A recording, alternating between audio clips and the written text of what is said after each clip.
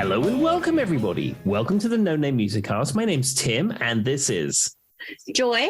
And this week on the podcast, we have a very special guest. It's somebody I believe Joy may know. Is that correct? Yes, and you guys are going to have to try to figure out whose voice is talking through this episode because we sound extremely similar. This is my twin sister, Brandi. Yay! Say hi, Brandi. Hi. Yes, I'm Joy's twin sister, Brandi. We've known each other for many, many years. Well, we welcome you warmly to our podcast. Joy has told stories about you many times over the course of our 100 and something episodes. So to have you on here is quite an honor. And she is an avid listener and makes her children listen sometimes too. So I know we get at least 2 listens from their family. No, 3, because Jaden and Marley listen on each of their own phones. Jaden and Marley are my children. Fantastic. So before we start, tell me a little bit about yourself. Where do you live? What do you do? Well, I live in Southwest Virginia, just like Tim and Joy do. And I work as an orthotic technician, which means that I work at a pain clinic.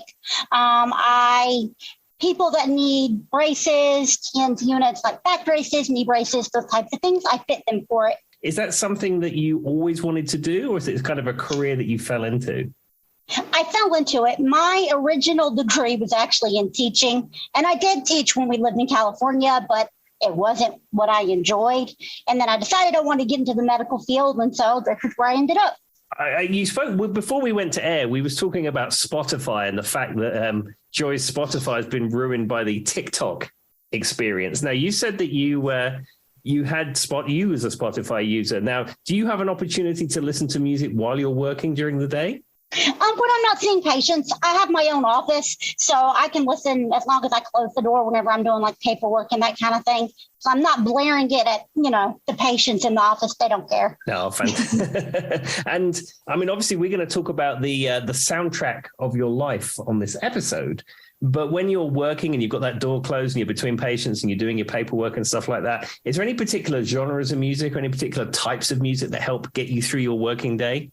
It depends on my mood, what kind of day I'm having, which Joy usually knows because she's usually texting me about how bad her work day is going or how bad my work day is going. But if it's been a bad day, it'll usually be Dolly. I'll listen to 9 to 5 on repeat to remind myself while I'm here. Or if it's been a good day, like today was a good day, it'll just be a random pop song that makes me happy. I also have my own office and I like to listen to full albums. And what I like to do the night before is set up everything that I'm going to listen to the next day. But that's just me. I know some of course you do. Yeah, I know some other people are a little bit more impulsive with their selections. See, I have my playlist exactly how I want it, but it never fails that whenever I get to the next day, I no longer want that playlist anymore. Does that make sense? Like, that random no longer works and I'll end up having to skip through. I also listen to podcasts at work, so you guys have been played there too. Oh, yay. Fantastic. Well, thank you. I appreciate you being a listener and you letting your family listen to the podcast. And I hope that, it does get you through the working day sometimes. Debatable, but yes. But I will say I agree with Brandi on that. And I'm also the queen of like the shuffle button. I think, okay, well, this list isn't really working for me. I'm just going to hit shuffle. And then when I hit shuffle, it just plays songs I don't want to hear. And I just hit next anyway. So shuffle doesn't work either. Yeah, as I said, for me, I like having the whole album in its entirety. I've always been an album kind of person, and I even follow that when I'm at work. I occasionally will put a playlist on, but it's rare if I know I'm going to be sitting at my desk for a certain period of time. And I can testify, I have heard Tim play many albums at his work desk before when I've came in and song after song is played. That's my husband. He does the same thing. He's an album straight through type person, and he will listen to the same album on repeat for a long time. My music is totally random. It'll go from Dolly Parton to Blink 182 within 0.2 seconds. My husband gets obsessed with songs. And growing up with Joy, were you both as passionate about music, or was Joy the more passionate one, or about the same? She is the more musically talented one. We'll leave it at that.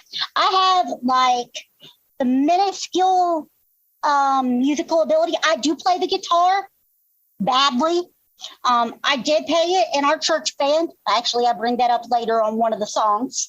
And so I did actually take lessons, and I can play basic, you know what I mean, a 3-4 chord song, but not great at it. And I did take piano lessons as a kid that I was pretty good at. We both did, yeah. Yep. But she was more musically inclined than I was. But Brandi was like really into karate and stuff, and I wasn't. So, there's that. I mean, Brandi was technically, though I don't know how you would define this, a world champion martial artist when she was in high school. So, That's not even a joke, Tim. No, that's 100% true. I was in the news. Do you know how awkward it is to be on your school morning announcements for your local? Because see, the studio that I attended wasn't through the school. You know what I mean? It was separate. It was a club. And so they put in the morning announcements, they put me and one other student that was on the club and they were like, how does that even happen? And I'm like, well, you go to the world championships and you have to compete. And I was like, and they're like, so everybody is always like, so if I do this, what would you do? If I touch you right now, how would you protect yourself? And I'm like, I'm going to walk away. So we had different interests growing up is the moral of this. I was singing in all state choirs and Brandi was winning national champions in martial arts, but we are weirdly different, but weirdly the same. Once you get to know us, our personalities are way more similar than they are different. Absolutely. I tell you one thing, Joy, I don't think I'd let you do martial arts, even if you wanted to do it. Well, to be fair, Brandi's got about as she's gotten older, her luck of injuring herself is about as well as mine. So it might be actually, family. I'm the first one out of the two of us to break a bone. That is true. She beat me on the arm. We both broke the same arm. Oh, dear. Anyway, but I didn't really break any bones in martial arts. It was always just stupid accidents. Well, you were at martial arts practice when you broke your ankle that time, but I think you just happened to fall. Yeah, I tripped over something leaving. Yeah, they see that would be Joy. Joy would sign up for a karate class, and then she would do the karate class and do all this stuff, and it would be fine. And then she'd come out, and then she'd like close the car door on her foot or something. No, that tracks. No, that's usually me too. But overall, I think Joy is more klutzy on a day-to-day basis, it seems. It seems like whenever I'm having, when I'm texting her or we're playing our Snapchat games at night, she will tell me, oh, I fell into the door, I tripped over my dog, I broke my finger packing up a box. That's usually more Joy. But don't get me wrong, I have my fair share of injuries. I've only been injured twice packing. I just want everyone to know. You've only been packing for like 2 days. That's besides the point. Tim, what were you going to say? Sorry. Yeah. Just wanted to clarify. I was going to say, I often say on this podcast, and as a listener, I really just want to wrap Joy in bubble wrap. Do I need to wrap you in bubble wrap too? Probably. Tim was there the day someone almost ran me over in Subway, and he watched it happen in real time, and he's like, that's what Joy's been talking about. Yeah, I did really get hit by it. For those who don't know, Brandi can testify to this. Crossing the road in Utah, I was a pedestrian and got hit by a car. Yep. And I was still walking at the end. Don't ask me how that happened, but it did. Goodness me. Well, there we are. There's another injury story for the No Name Music Cast. I was going to say, isn't this a music podcast? It takes us forever to get to the music. I mean, vaguely, No, actually, I've come to the conclusion as an avid listener that it is actually a Guess How Old Tim Is podcast. Tim explains things to Joy that makes no sense to Americans. And Joy either tells stories about our family or ridiculous stories about herself. That's what the podcast is. Oh, well, that's a good synopsis. I think what you need to do, like on the Buzzsprout site where we publish it, it has a little thing, a little blurb about the podcast. I'm just going to capture that and put that on there. Just add an extra disclaimer here. Tim explains things to Joy that Americans don't understand, like hospital radio. I still don't understand. What was it the other day? I mean, you were discussing something that Ted said, and I still don't think I understand it. Who knows? Sometimes when Tim goes on rants, he starts to see my eyes fade over and he changes the subject. You know what it was? It's whenever you had Hogg as a special guest. It was something he was talking about with the story about when you guys had some kind of gig and you set something on fire and there was the elderly home beside it. Mm-hmm. Something he said there, I was like, is he speaking English? And I'm like, yes, he's the one speaking English. I'm the dumb American that doesn't understand real English. Who knows? All right, let's get into the music. Okay, so as with these guest episodes that we've done, we were calling them the soundtrack of your life. And there's a UK radio program called Desert Island Discs, and we can't call it that because it's copyrighted and stuff. So we call it the soundtrack of your life, but it's the same sort of idea, really. So it's a collection of songs that's really important to you, and we will ask you the name and the artist of each song, and then you'll maybe just tell us a little bit about that song and why it's important to you, or a specific memory or something that goes with it. So let's open the soundtrack of your life. What is your first song? So my first song is really obvious, and I can tell you right now, Joy already knows this is coming.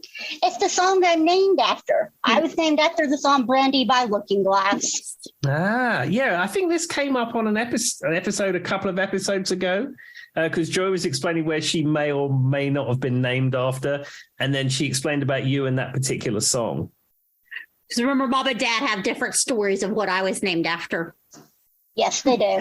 And mine, actually, they wanted to name me after the song, which in the song they spell it Brandy. But my mom insisted that it looked prettier with an I at the end. So my name is Brandi. Which, to be fair, that does kind of separate you because most Brandys have a Y. I mean, it does make you a little bit more unique. Yep. And is this a song that you would maybe appear on playlists that you listen to? Do you like it as one of your favorite songs, or is it? Oh, I really enjoy it, actually. It was so funny though, because my kids, the first time that they realized I was playing it, because I had it playing in the living room, and they turned around and looked at me, and my daughter goes, "Your name is in that song," and I was like, "I know." Well, it was a staple for me and Brady growing up. That kind of music, anything around that kind of thing. Yep. Those songs that fit into that genre, which I know Tim's played this song, I think, a lot in bands. I'm sure you have. My parents were big into that. That and kind of Motown, those real feel good kind of almost songs you hear, and then Motown were what me and Brady heard growing up. Yep. Which is why I've made the thing about Joy to the World by, Three Dogs Night is what my dad says I was named after, which kind of fits into that genre. And then they even talked about Layla was one of the names they had picked out for us from the song Layla. So we heard a lot of that growing up. And that is where our music, and specifically even my older sister, we always say that everybody, our friends and everyone were always surprised at the songs we knew outside of our regular, what you know in your generation. Yeah, although I said Joy is the more talented musically, I am probably equally have as big of a playlist as she does. I have as much knowledge about music because of our parents. Our parents were music people. They really were. Yeah, I mean, I grew up, I was born in the 70s. So my first music exposure was the music that you speak of, which is like what they call the super sounds of the 70s. As that sort of, that's a great way to describe it, Tim. Yeah, that's sort of the feel-good sort of music of the 70s. But I mean, it's interesting that your parents were listening to that when you were growing up, because I mean, you were growing up in the 90s. It was that or 90s country. Those were our only options. And Motown. And Motown. My parents are both big Motown people as well. And some beach music thrown in there. Well, that sort of ties in with, because I know you love sort of 90s country as well, Joy. Yeah, we grew up on it. So there's some songs that I used to think of them as guilty pleasures. And as I've gotten older, I don't think of them as guilty pleasures anymore. They're just pleasures. And yeah, me and Brady, that my dad was never big into country. He kind of always thought it was just pop music with a twang, which he's not wrong. But our mom listened to all kinds of 90s country when we were kids. And there are some songs that are 90s country that if I ever heard again, I would probably stab myself in the eye. But anyway. Sorry, Mom, if you're listening. I mean, I've played a lot of that 90s country in bands, and I'd probably be happy not to play some of those songs ever again. Well, and Brady Brady, do you remember that stupid Butterfly Kisses song? It sounds familiar, but it's not ringing a bell. Butterfly Kisses. Remember, it was that guy, he's a male country singer, and he's Is it like, Travis Tritt? No, maybe, I don't know, but that's one. And then I vaguely have an idea of what you were talking about just from that line. But yeah, I haven't sought it out in my adulthood. And then anything like that, what about the holes in the floor of heaven or whatever? Yes. No, there's one song that I could never hear again. And I guess it's probably considered country, but maybe pop too. And it goes on that list of you guys each had your songs that you never wanted to hear again. It is that freaking song, Christmas Shoes. I agree. Yes, and I hate it. I'd rather die. Buy these shoes. No. Sadly, Charlie likes it every year and tries to torture me with it. He tried to torture me with it at Christmas. Of course he did. And do you know, Tim, in America, there's like a play that like churches put on every year with the Christmas shoes thing? Yes, I have actually been to a church that's putting that on at Christmas. And one thing I remember about it, this was at Hannah's parents' church just after we moved here. And we went along, just to be, because we were living in their house at the time. And we saw like the first half of it, and it was 45 minutes, 50 minutes. And then there was an intermission, and everyone just thought that was it.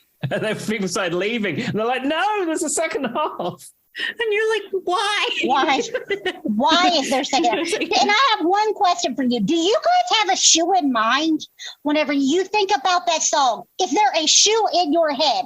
I have a certain shoe that I think of every time I hear that song. Red heels. I think of those like 80s kind of chunky black ones. Do you know what I'm talking about?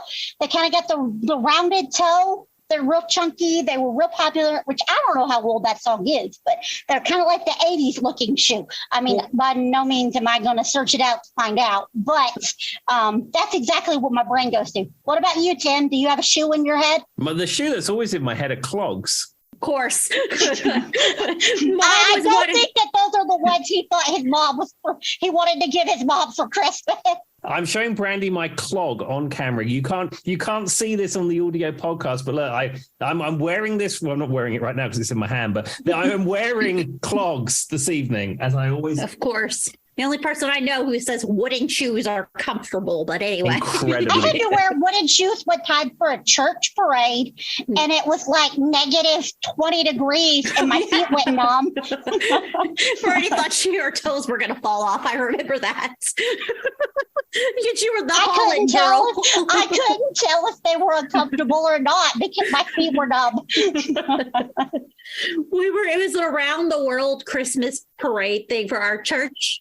Swedish person, Dutch. I was the Dutch person with wooden clog shoes. Anyway, Brady, what's your next song? All right, so my next song, now this one, I don't know if Tim is actually going to know. I have a couple on here I don't think Tim will know, or if he does know, he knows of them, but he's never listened to them in his life. Okay. The next one is Miserable at Best by Mayday Parade. Now, the reason that this one made the list is my husband's favorite band of all time is Mayday Parade. So when we first got married, he played anything Mayday Parade, but specifically this song to death. So it has a lot of really good memories for me at the beginning of our marriage. And it was actually the first concert we went to together to see was Mayday Parade. Yeah, I must say that that's not a song or even an act that I've even heard of. So Mayday Parade is one of those kind of pop punk meets alternative bands that were really popular when we Brady were younger. Mm-hmm. And so they had like a few albums that I'm familiar with, but just think of your classic pop punk band that would sing about misery. I mean, I don't know how else to explain it. They're like, how do I put it? Like she said, they're like kind of that pop punk, but then, and this is why they're more, as far as most of their music, it's actually not really my favorite, but that song I really did like because of the memory with it, is they also have some screamo thrown in on top. And so not really my cup of tea, but I did enjoy the song. Did they put on a good concert? It was fantastic. It was fantastic. It had Kings of Leon. It had Rocket to the Moon. And it was like $70, completely open floor. There weren't like, you know what I mean, like assigned seats or anything. And it was in Nashville. Now, I know Tim's familiar with Kings of Leon because we talked about them before. Yeah, they did that song "Sex on Fire." Is that Kings of Leon? Yeah, and Use Somebody. Yeah. That's the other popular song. Because like Sex on Fire was one of those songs that every cover band in the UK played. And I played it in like 3 different bands. And it got to the point where it got so cliched, I think people stopped actually playing it. Yeah, so that kind of gives you an indication a little bit of their genre too. They might be a little bit more pop, but that makes sense that they were playing with them. Exactly, and I find that sometimes you get a song that's really important to you that reminds you of something really important, but the band may not be even your favorite band. I mean, I went through a period of time of really liking the Black Eyed Peas' "Where Is the Love." The reason I liked it is that before Hannah and I were married, we used to do Vegas trips regularly, and a few of those Vegas trips, you go into the casinos and they were playing it. And then there was a house band in the Paris casino that played it. And then you'd hear it around. And every time I heard that song, it reminded me of those really good times we had on those Vegas trips. You know, I'm not really a fan of Black Eyed Peas. There's a few songs I like. But when I hear that one, I'm like, oh, it's that one. It reminds me of that great time we was in the so-and-so. So I completely get where you're coming from with that. No, and that's what I was going to say is actually Mayday Parade, not my favorite band. They did put on a fantastic concert, though. I will give them that. But I was much more interested in Rocket to the Moon, one of the other bands that were playing at that concert. But it was still Chris's, which Chris is my husband, his favorite band. And he played that album to death that song is on. And so it makes me think of the beginning of our marriage. Makes sense. Mine is Gwen Stefani's The Sweet Escape. That's one that I wasn't too big on, but the reason I think about it a lot is because when I was in show choir and we traveled to New York, we were going in and out of all the stores and all the fun stuff in New York City. And for some reason, that entire summer, that was like the hot song. And so every store we went into, I would hear that background little thing. So I remember I have very distinct memories. And that was the second time. No, that was the first time I'd ever been in New York. So that is mine that kind of compromised. I don't really care for the song that much. I do like Gwen Stefani, but that's the one that I ended up loving. And I think of that summer whenever it comes on. Exactly. Okay. Well, what's the next song you have on the soundtrack of your life? The next one is Redemption Song by Bob Marley and the Wailers. I don't have it. There's no reason that I picked this specific song from Bob Marley because I pretty much love every Bob Marley song that's ever been written. I went through a very distinct phase towards the end of high school and kind of the beginning of becoming an adult where I was obsessed with Bob Marley to a fault. I watched every documentary there is. I know his whole life story. I found him to just be an incredibly talented person. And so I picked this specific song, though, because it is probably one of my favorites. It was between that and Buffalo Soldier. So I went with this one. Do you remember when I stole your Bob Marley shirt, Brandi? Yes. Yes, I do. Sorry, Tim. Go ahead. What were you going to say? I stole Brandi's Bob Marley shirt when she went into the military. And she came out just are you wearing my shirt? And I'm like, yes. Yes. Well, things about Bob Marley, I mean, that Legend album, which is a best of greatest hits type thing. Every one of those songs is amazing. And there's 15, 16 tracks on there. And every one is so good. I mean, I always love No Woman, No Cry. I mean, that live recording. That's another one, yes. Yeah, that you get on that stuff. I mean, and even they came out with a new Bob Marley song. I mean, I say new, it's probably 30 years ago at this point, but that Iron Lion Zion song, all of that stuff is really good. And his son does music, too. His son does pretty good music, actually. I'm not the biggest fan of his son, but his son is pretty good. And he actually put out some of Bob Marley's stuff that was from, but he had recorded that had never been produced. And he has some of it mixed into his own music. That's pretty, and that would be Ziggy Marley, I assume. Yes. Now, I think there's another Marley. There's a Ty Marley. Is that his grandson? I don't know. I don't know off the top of my head. I know exactly who you're talking about, but I don't know what the connection is. He is connected to Bob Marley somehow. Yeah, because I saw Van Halen in Greensboro, And the first opening act was Ty Marley, because David Lee Roth loves everything. So obviously it was a David Lee Roth thing, and it was just reggae songs, and they played a few actual Bob Marley songs that you'd recognize. But I mean, it was great. They were great. I mean, absolutely fantastic band. Now, the reggae and sort of the Bob Marley music is not my everyday listen, but I said sometimes you put that on and that just hits the spot. It's just really good music. Yep. And the thing that I like to point out is people tend to forget with Bob Marley. He was Bob Marley and the Wailers. His band was fantastic. The reggae sounds that we know and we love from Bob Marley, the actual music, not the lyrics, were the Wailers. And people kind of forget that they even existed. And they went on and toured for a while, even after Bob Marley passed away. They were the pioneers of that sound that we kind of always assume now is to be the reggae thing. So I can't find who Ty Marley is. I Googled it. I gave it a lot of Goog on air. I see Ziggy Marley and Stephen Marley are his sons. And then there's a Damon Marley. There's a Skip Marley, a Celia Marley, and a Joe Mercer Marley as his grandchildren. So I don't know who Ty Marley is. Well, maybe it was someone just trading on the Marley name, but it was some good reggae music, let me tell you. Damian Marley has some really good music too. There's probably somebody screaming at us right now, Tim, Ty Marley's blah, blah, blah. All right. But I do remember your Bob Marley's face, and I remember you yelling at me for stealing your Bob Marley shirt. So I let you have it, though, because I was getting ready to leave again to go to VMI. There's a picture of me the day of my wedding sitting on the couch, Brady, when we were in the hotel with Mom and Dad, and I'm wearing it. Yep. I let Joy take it to Utah with her. There we are. Well, it's that iconic Marley look. And maybe, like you were saying, people forget about the Wailers. It's because his image has become so incredibly iconic. And it's one of those images that's transcended the music, where people will wear a Bob Marley shirt, have a Bob Marley poster, have a Bob Marley car sticker. And then you say, oh, you like Bob Marley? And no, well, I just like the T-shirt. It's one of those kind of icons. Well, and then, because, there are people that are just really into kind of that Jamaican reggae look.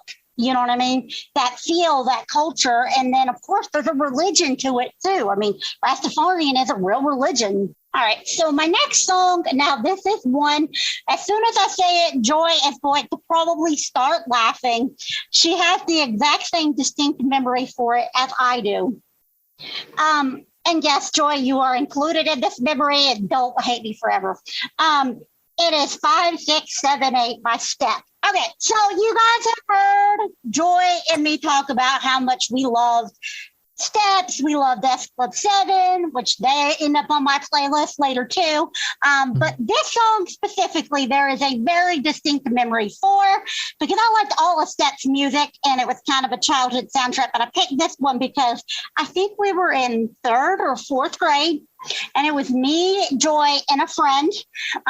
We did this terrible country line dance in a talent show to this song. And if you've ever heard it, it has like kind of this weird Western poppy sound. 5, 6, 7, 8, my boots scooting, baby. I still remember the dance. I do too. Tim, we perfected this dance. What Brady says, we spent so much time working on it. It's our friend Jesse. If Jesse's out there, holler at me. But we were in our yard. I guess it was warm enough for us to be outside. I don't remember. But we were in 4-H club. I don't know if you ever heard of 4-H, Tim. Is that something you're familiar with? No, that's new to me. I don't know what that is. What are the 4-H's? What did they stand for? Like helping hands? Yeah, health hands. I don't know. It's like one of those clubs that's just about, being a better version of yourself type deal and all that kind of stuff. But in elementary school, we had to be part of it. We didn't have a choice. Yeah, and so it's a 4-leaf clover is their little symbol, and basically it's like development, positive, making you go out into the community and do things like kind of kid club. Anyway, it doesn't matter. In America, they force you into it apparently, but they always did a talent show every year. I don't even remember. Did we ever place in the talent show? No. That makes the story worse. But we spent 6 days straight out in our yard, Tim. Joy, we lost to Jared Legan and someone else doing a dance to, hey, now you're an all-star, get the show. Yeah, that's what we lost to. And now I remember it. I think, Tim, I had blacked out because it was so embarrassing that we lost to All-Star by Smash Mouth. Oh my God, I can't believe it. I forgot. I mean, no, I never forgot that, but I forgot that we lost to them. Yeah, we did. I wasn't sure if it was going to be this or if it was going to be one of our roller skating songs, Brandi. The evening is still young, Joy. You never know what will come up. It's true. But I mean, I can't hear somebody say 5, 6, 7, 8 without going straight to my boot scooting, baby. It's embarrassing, that is. Anyway. All right, Brandi, what's your next song? Should I prepare myself for this one too? I mean, you're kind of in it, but it's not embarrassing, and I think you've talked about it already. It's in the same breath. It's Bring It All Back by S Club 7. That was the show that Joy and I were obsessed with. I still listen to S Club 7 to this day. It is on my Spotify playlist all the time. And so we would literally get off the bus at 4 p.m. every day, and it would come on as soon as we got there. And I distinctly remember, for some reason, the episode of Sim with the car when they go back in time. It's the episode that is ingrained in my head. Yes, that's in the music video. And so I had to pick one of, because I like every S Club 7 song. That's just the one that I picked. But that one has a very distinct memory tied to it, and I do still love it to this day. And I really want to go see them live because, you know, they're touring again so badly. Well, now the question I have for you about the S Club 7 TV show, I know of it, and Joy has spoken of it warmly, much like you have, but I've never seen an episode. Was it based in this country or based in the UK, or didn't you know? It seemed like it was on the West Coast in the United States because they were kind of like in a beachy California town, and sometimes they were even in the desert, which the car episode I was talking about specifically, they're in the desert for some reason, racing cars. But they never say. Yeah, it's just kind of like a beachy town. It could be a beachy town on the coast of Europe. It could be a beachy town in America. I don't remember. For some reason, I just remember it. For some reason, it gave me California West Coast vibes, but I don't know why. Well, and the members all had obviously UK accents, because I'm sure you've heard them talk before, like on like Top of the Pops or something. Everybody they interacted with had American accents. You're right. But the show, I think, was on in the UK too, right, Tim? Like, it was a UK show as well. It possibly was, though. I don't remember it. I mean, I didn't watch a lot. I mean, I don't watch a lot of TV anyway, but wasn't watching a lot of TV at that time. But I never heard of it until much later on. And if I'm being honest, I think it was only when you started talking about it that I just went, oh yeah, I think they had a TV show. I think it may have been on TV, but I don't remember.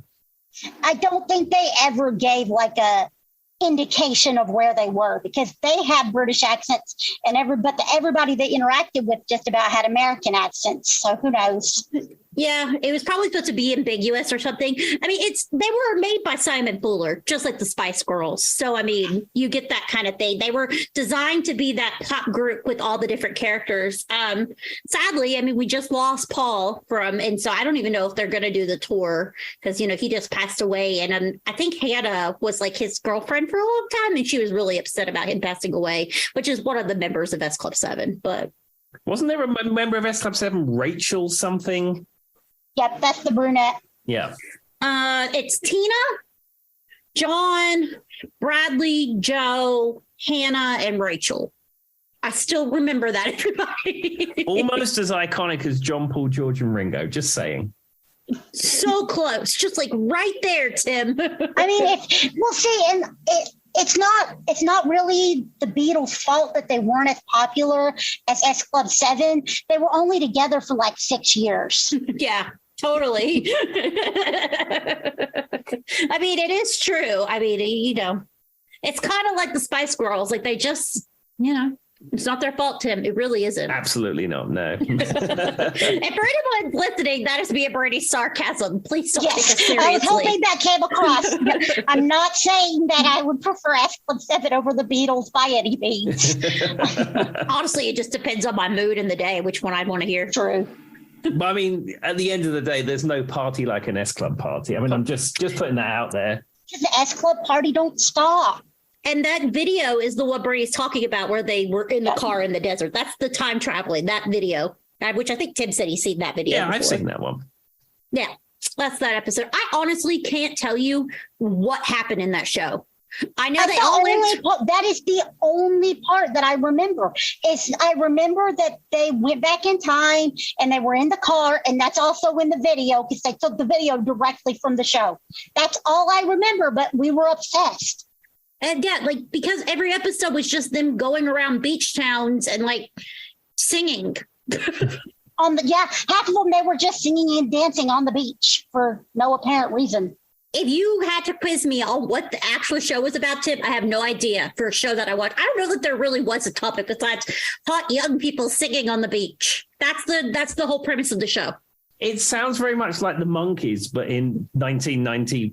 It kind of was. It's kind of that same, like, and it's funny because whenever people talk about the Monkees and the Beatles, I always think of, which it's a modern band, so I doubt Tim knows it since he's 127. One Direction had the same thing. One Direction had a whole backstory where they kind of took some of that, and they're a British band too, just like the Beatles were. And the Monkees were our attempt at trying to be the Beatles in America. They had like the funny, the witty background story, and they showed them back at their concerts being silly and all that stuff. And so that's what I tend to think of. A lot of people that don't listen to, newer music don't understand that One Direction followed that exact same formula too. Yep. Well, and it's a known formula in the music industry, and that's what these bands were kind of going for. And let's be honest, the S Club is Simon Fuller. No, the One Direction was put together by Simon Cowell.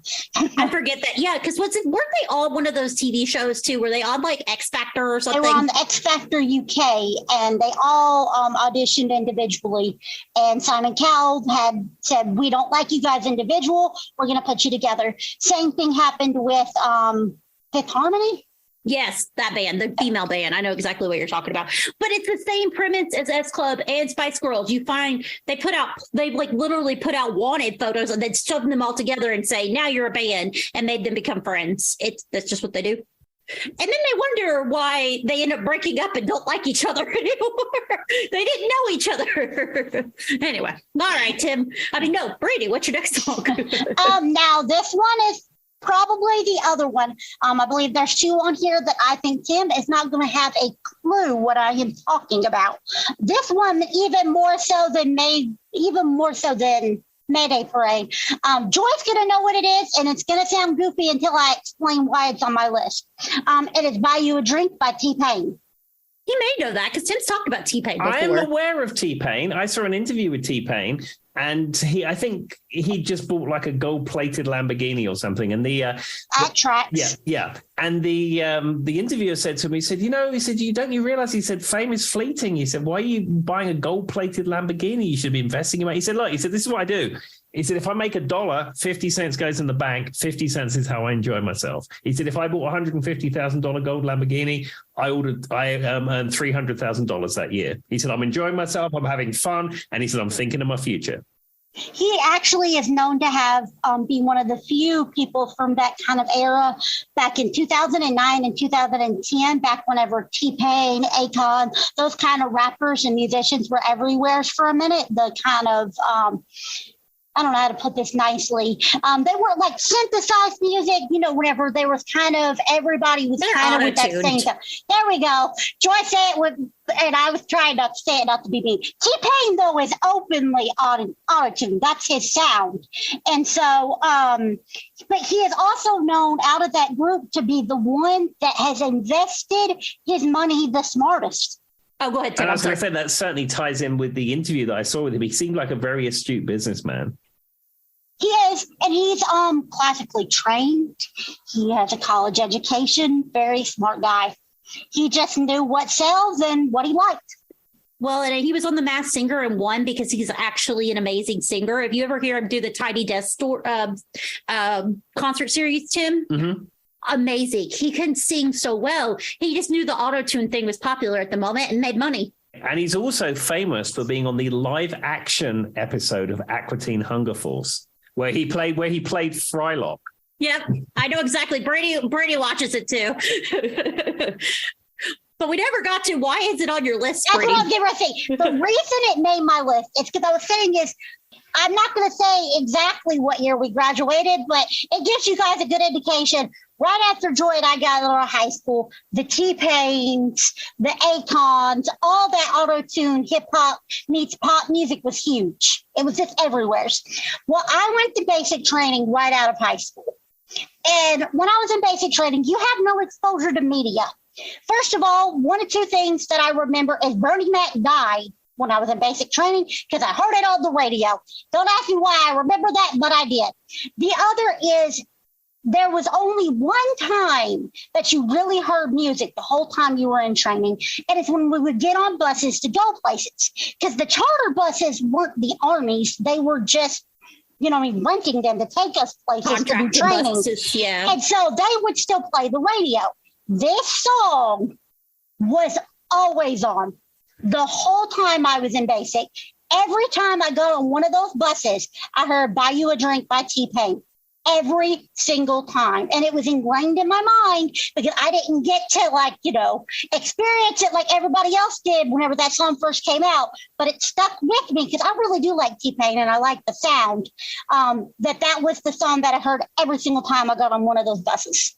Interesting. I don't know that you've ever told me that, Brady. I mean, we've talked about your basic training. I knew you weren't exposed to anything because she would send me letters, and that's about the extent of what Brady knew was going on outside of the world.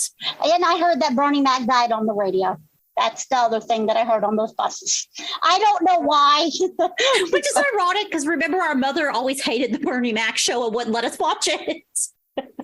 Because I remember specifically, I had a bunkmate that was above me, and me and her hated each other.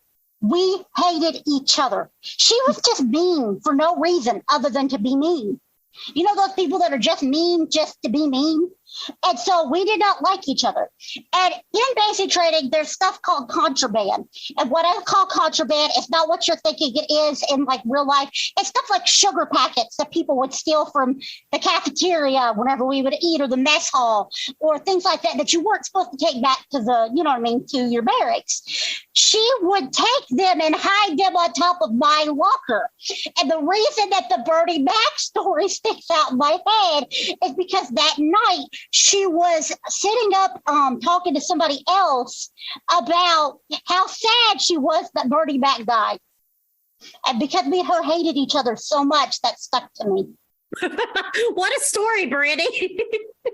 Hey, it's not even the weirdest story I've heard on your podcast, so hush. No. But Tim, do you even know who Bernie Mac is? No, if I'm being honest. He was a TV star. It's just a TV show. He was an African-American TV show on the Bernie Mac show. And it was like one of those classic family shows. But for some reason, my mom couldn't stand it. Because wasn't there a little Bernie Mac that would sit on his shoulder or something? Like a little cartoon character? Remember, but he was just kind of abrasive and obnoxious on the show. And some people thought it was funny. Not really. So, but the irony is every time it would come on, my mom would be like, oh my God, we can't watch this. So it's funny that Brady got to learn when he died. I don't even think I knew when he died, and I wasn't in basic training. I probably wouldn't have known if I wasn't in basic, because it wouldn't have been what I'd have been listening to. But it came on the radio along with T-Pain. All right. What's your next song? What a story. Okay. Now this one, I'm sure Tim knows the band. I don't know that it is a favorite or even up his wheelhouse though. It's definitely up Joyce though. She's Got Issues by the Offspring. Oh, Tim likes the Offspring. Yeah, and the guitar player's name is Noodles, and he has an Ibanez guitar covered in duct tape.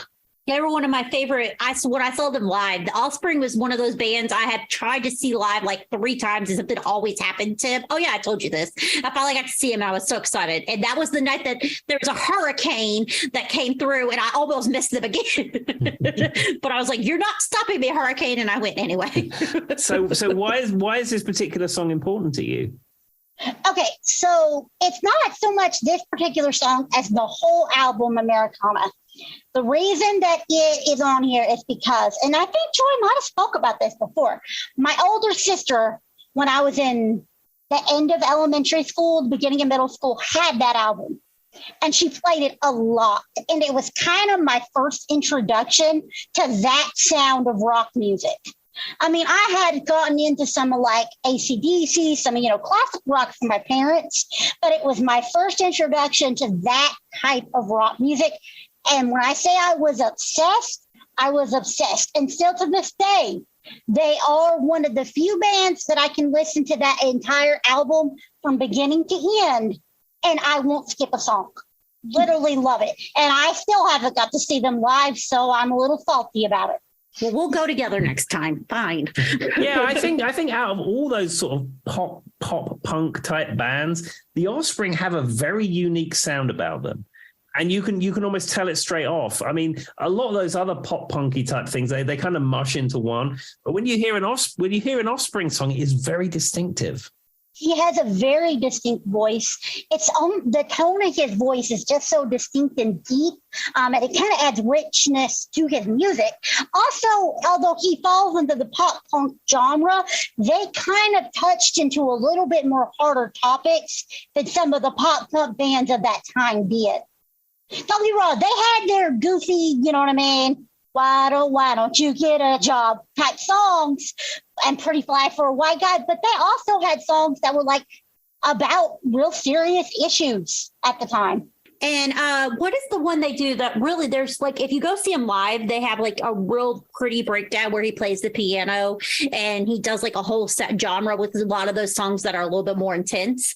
But I mean, like The Kids Aren't All Right is a very hard, if you listen to the words to The Kids Aren't All Right, it's talking about issues of people that he grew up with, drug addictions, alcohol addictions, people, with children that got left and things like that. So, and that kind of resonates whenever you live in a small town too. Like where me and Joy are from, where we live in Southwest Virginia, where you guys live in a somewhat bigger area, but the area that me and Joy grew up in, it's very small and poverty is a real problem.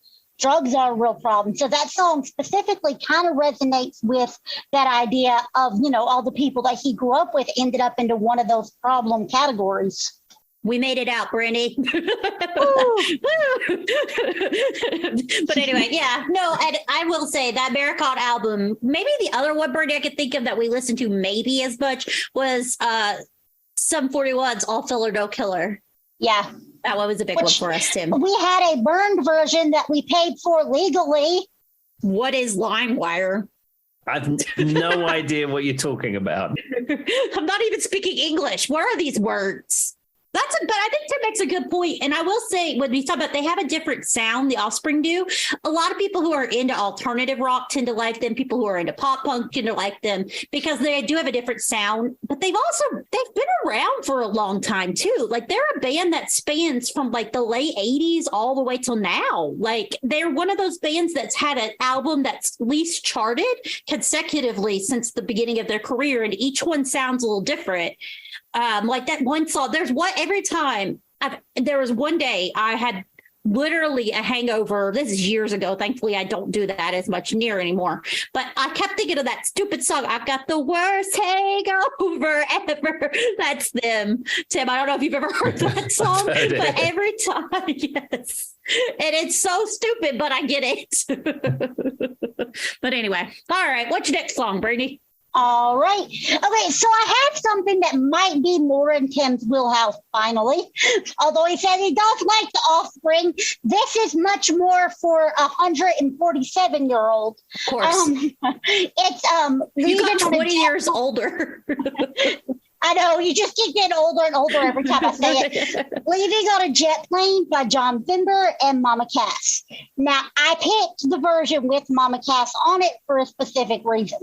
Although John Denver is amazing, I probably, along with my obsession with, as I said earlier, reggae, Bob Marley, and the Offspring, those are probably the two favorite bands. My next favorite band would be the Mamas and the Papas. And I remember Tim just the other day saying that he got into a Mamas and the Papa phase with his Spotify and he was listening to them. But specifically Mama Cass, don't get me wrong, I like everybody. Mama Cass is just amazing. But the reason I picked John Denver and Mama Cass together, first of all, the harmonies in that song between their two voices literally is like angels singing. I had never heard anybody, and it was all live when they recorded it because they were on one of those shows that sounded as literally as heavenly as their two voices together. And so that song I have many nights listened to on repeat, and I'm not a repeat song player. I am a at random shuffle, but I will listen to that song specifically over and over and over again. And that song, along with pretty much anything, the Mamas and the Papas, gold. They literally are. But that song specifically, them two together, and John Denver is just like a bright ray of sunshine. He like looks like the happiest, nicest person on the face of the earth. It's the hair. And he like smiles the whole time he's singing. Like if you've ever seen where they did the live recording, which eventually became, you know what I mean, the recording of them together, Mama Cass makes a joke about, yeah, it's a song I wrote. And, you know, that's actually John Denver's song, you know what I mean? And he just smiles from like ear to ear. And he's like, I'll give it to you because you're prettier than me. Oh, but wasn't it when they recorded it, it was a protest for Vietnam, right? Wasn't that like the big thing? Song is a protest song, I believe. Because it's leaving on a jet plane, don't know when I'm on a jet. Yeah. Is a protest of Vietnam because they don't know if they'll be back. Which that was another thing which I think I have another protest song on here and one of my other couple songs that I have left. My dad was in Vietnam, we grew up listening to a lot of, on top of what we were saying earlier, he played a lot of the Vietnam music era protests, you know what I mean, 60s and 70s music. That was a big one. And now that song specifically, I don't remember him listening to. I actually only stumbled across that version because of YouTube. Because I'm much too young to have seen that live on TV by any means. But I was looking for Mama Cass. Yeah, because you're obviously only 19 years old, Brandi. Only 19. No, you lied. I'm 20. I'm sorry, everyone. Tim's 147 and me and Brandi are 20. so you know, as twins, you are very much the younger twin by about 10 years or something. Something like that. It's like I actually am the years. younger twin, so yeah. But it's only by 4 minutes. 4 minutes. We've heard that our entire lives. But yeah, Brandi's about 12 years younger than me. So, Tim, have you always been a big Mamas and the Papas fan, or is that just recently? It's just recently. I mean, I what started is I got a Mamas and the Papas CD from a thrift shop, unsurprisingly, if you've listened to this podcast. And I don't know, like you say, it's such good feeling music. The harmonies are spot on, and there's such good songs. Have you heard of, you were saying earlier there was a name for a certain type of music. There is a name for that music too. And it's named after where they lived in California. Laurel Canyon. Yes, I was talking to Joy just the other day about it. It had the Laurel Canyon feel, which is where Mama Cass's house was at. I love that style of music too. It is, like you said, it's such good feeling music. I mean, you know, I know you guys both said you weren't the biggest Beach Boys fans, but it was, you know, the Beach Boys. It was that kind of hippie, Laurel Canyon, everybody wants to move to California because it's so much better over there feeling. You know what I mean? Which a lot of people in the 60s and the 70s moved to California and then realized, oh, wait, I still have to get a job and live a normal life. This isn't what they told me it was going to be. Well, since this episode's going to go live after the Laurel Canyon episode, Brandi, we used your topic. That's why it's fresh in my brain. Because I didn't know your order of episodes here. That was my idea, Tim.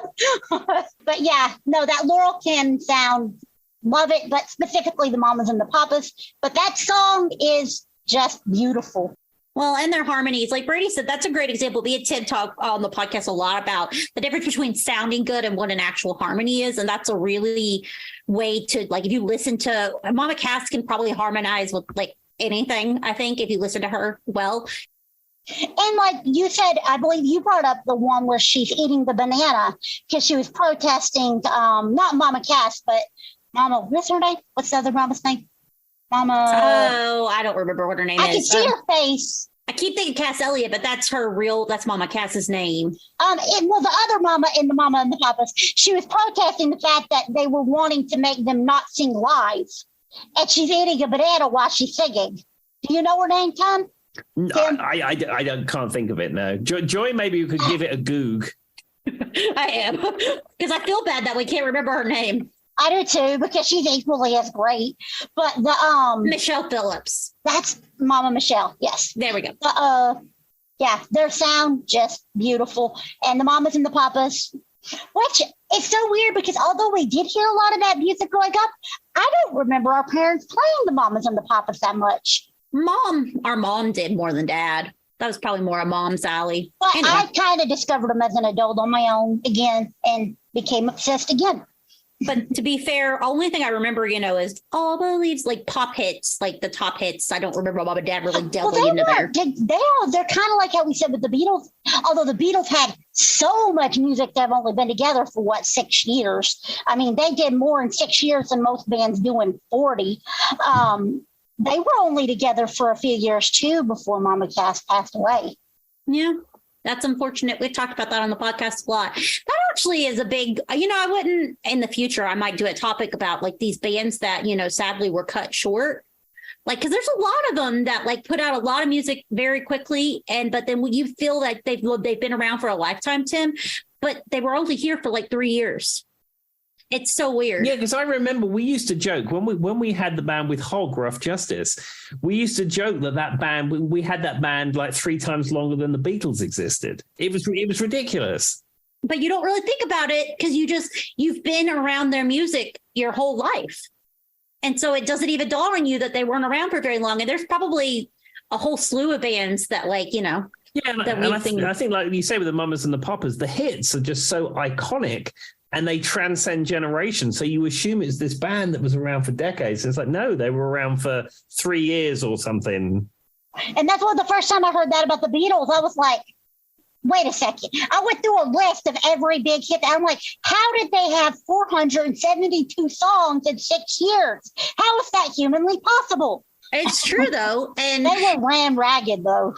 I'm sure they probably were. And the thing about it is I don't know any one person, honestly, who can't name 10 Beatles songs off the top of their head.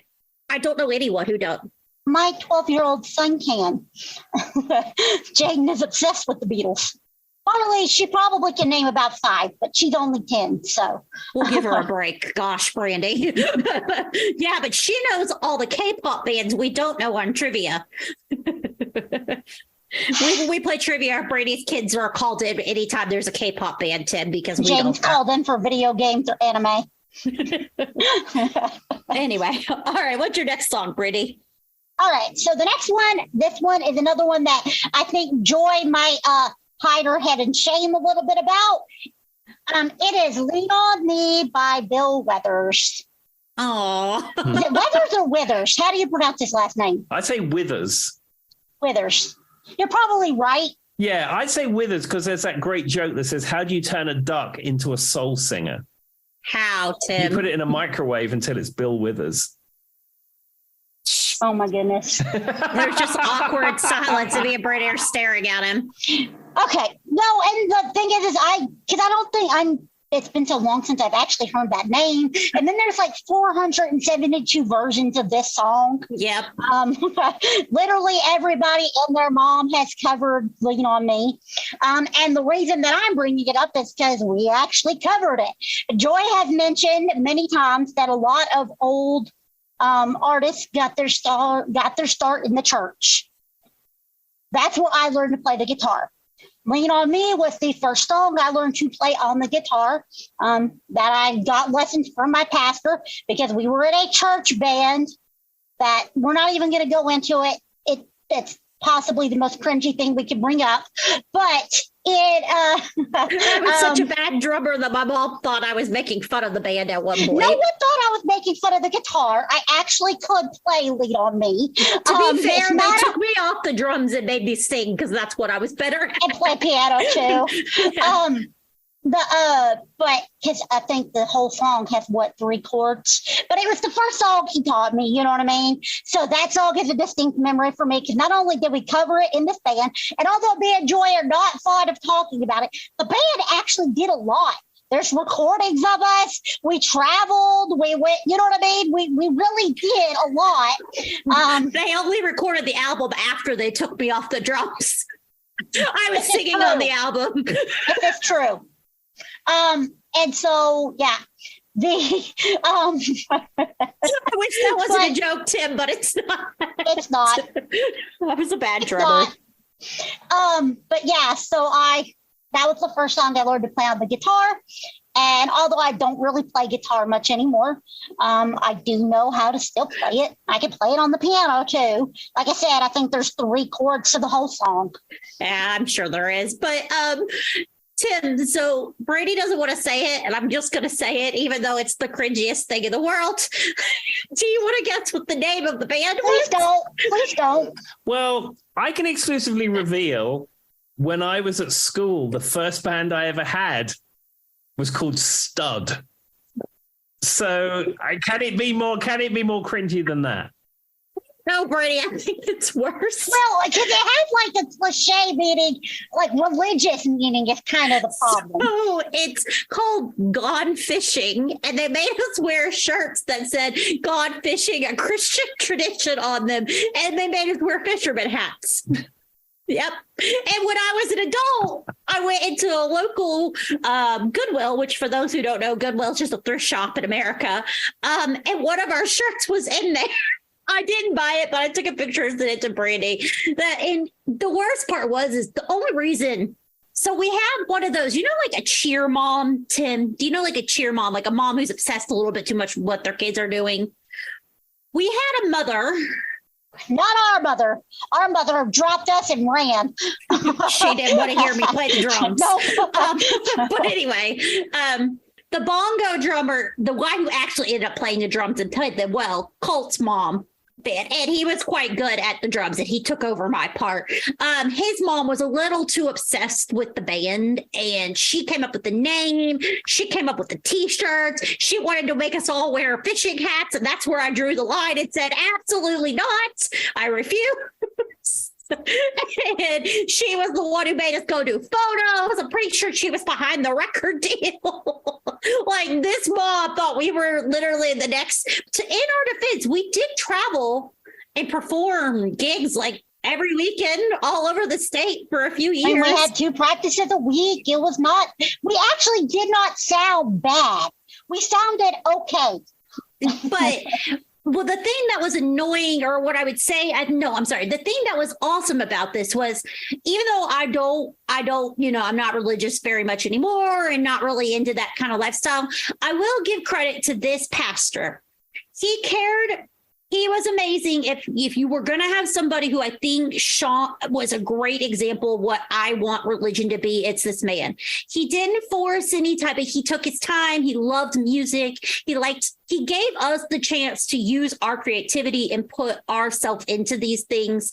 And he taught music to everybody, and he was wonderful. And so even though I personally am not like into that world anymore, if you're going to have your kids be in a church band, that is the person you want leading it. And he let us explore with music. He let us have fun. He let us pick more modern songs. He let us pick music that wasn't even super religious. Me, although you can have a religious connotation to it, it's not religious. You know what I mean? It wasn't written to be a religious song. And he was big into those, that kind of Jesus freak era with like the James Taylors and stuff. So we did a lot of that music. Like, I distinctly remember learning, I don't know how many James Taylor songs. Yeah. So, I mean, and I could play them on the piano because me and Brady we went through instruments. So it was very fun, and he was never very serious. And yeah, he would help you, but he wasn't like a critic. He let you learn. And so I think that in my life, when I look back at like my church history growing up, I think of those times as probably my favorite times, even though me and Brady think it's cringy. I'm not really religious. Well, the name was just the cringiest part. The music was fine. Don't get me wrong. It was a group of like 10 kids. Half of us didn't know how to play the instrument before we started. So there were times that it was just bad. You know what I mean? It sounded bad, but we learned how to do it. We got invited back to places. We traveled across the state of Virginia, and I heard the recordings. They weren't the worst thing I've ever heard. I wonder where those albums are. I wonder if I could get my hands on one. Please, Lord, I hope not. Tim, if you're ever in the thrift store and you see God Fiction, a Christian tradition, you get that album. Yeah, that says Longview Methodist Youth across the bottom. That's us. That's us. Oh God, if Tim finds that, that would be the best thing that's ever happened on this podcast. Because see, although I had no trouble learning the piano, I had tried to play the guitar before. And as I said, I'm not musically inclined. I'm just not. I also have a hearing condition, so that makes it a little harder. And so for me, he taught me literally everything I know about the guitar. And I actually, to this day, can pick up a guitar and play one of those basic songs. And he would take, for free, he would take me outside of our band practice twice a week and give me private guitar lessons. You know what I mean? And that would cost hundreds of thousands of dollars, you know what I mean, generally. So I got really lucky in that front. Well, remember when I was taking like my extra piano lessons later, Brady, with Miss Miss Roberts, and then I was doing my voice lessons? My mom was paying $90 a lesson for that. Like, it's not cheap, because I was doing a voice lesson and a piano lesson, Tim. And I got like 30 minutes or something. And so it's not cheap if you do that every week. $90 adds up. And it wasn't just me. He also taught several other kids their instruments, because he played several instruments. He didn't just play the guitar. He played the piano. He played the guitar. He played the bass. Only thing he didn't play was the drums, so we couldn't teach Joy that. I tried to learn, but it all went downhill. I mean, to be fair, Tim, I did get to the point where I could carry a basic 4 count, like on a snare and a hi-hat, but I was not set out to be no drum. I'm not going to be Dave Grohl or something. It requires hand-eye coordination.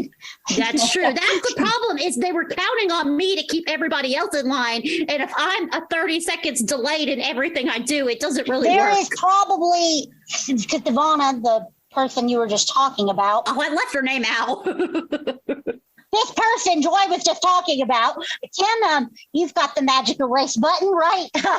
The person Joy was talking about, she recorded a lot of our practice sessions, like in video, and she would go home and review them.